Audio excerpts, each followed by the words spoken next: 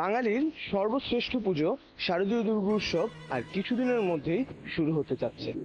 তাই শারদীয় দুর্গোৎসব নারায়ণগঞ্জ প্রস্তুত তাদের পূজা প্রস্তুতি 2024-এর আয়োজন নিয়ে। আজ আমরা এসে উপস্থিত হয়েছি নিতাইগঞ্জ দুর্গাপূজা পূজা মণ্ডপের মণ্ডপ সজ্জার কাজে নিয়োজিত শিল্পীর সাথে কথা বলতে।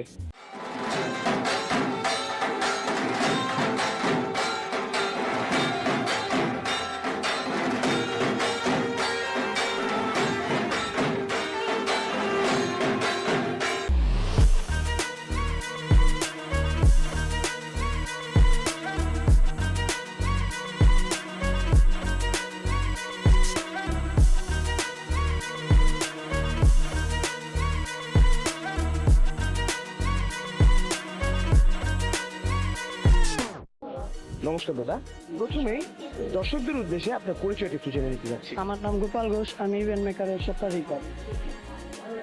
দাদা, এই পেশায় আপনি কত বছর ধরে জড়িত রয়েছেন?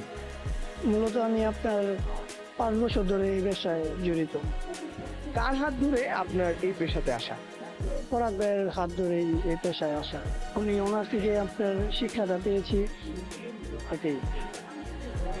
এবছর আপনি কোন কোন মণ্ডপের মণ্ডপ সজ্জার কাজে নিয়োজিত আছেন? এবছর আপনার 2টা মণ্ডপের কাজে নিয়েছি। এটা হচ্ছে আপনার নিতাইগঞ্জ দুর্গা মণ্ডপ কাজ, আর হলো আপনার গোয়ালপাড়া নতুন সর্বজনীন দুর্গা মণ্ডপ। এই 2টা কাজই আপনার করতেছে।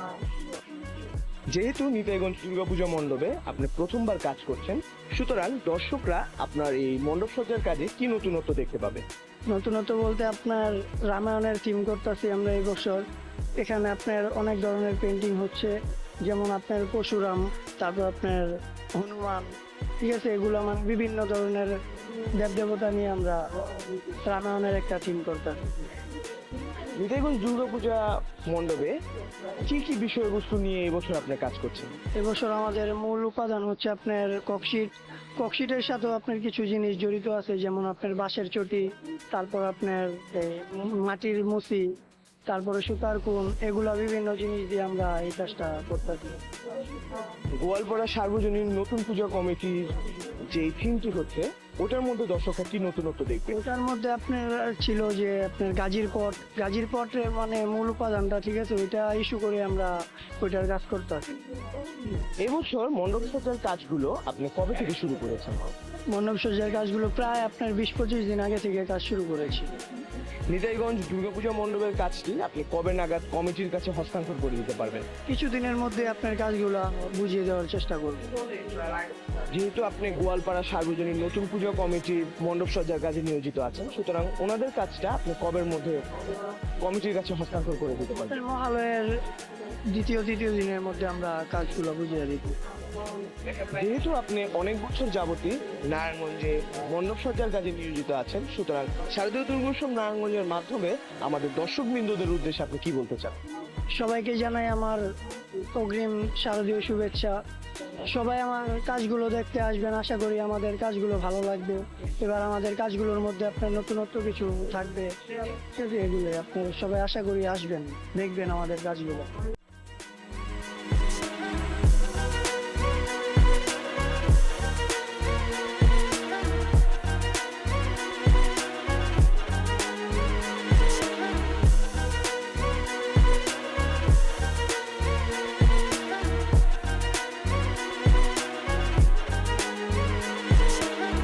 শারদীয় দুর্গোৎসব নারায়ণগঞ্জের মাধ্যমে নারায়ণগঞ্জের অন্যতম তরুণ শিল্পী শ্রী গোপাল ঘোষ দাদার কাজগুলো আপনাদের মাঝে তুলে ধরেছে। এবছর উনি নিতাইগঞ্জ এবং গোয়ালপাড়া সার্বজনীন নতুন পূজা কমিটির কাজে নিয়োজিত আছেন। শারদীয় দুর্গোৎসব নারায়ণগঞ্জের পাশেই থাকবেন। ধন্যবাদ।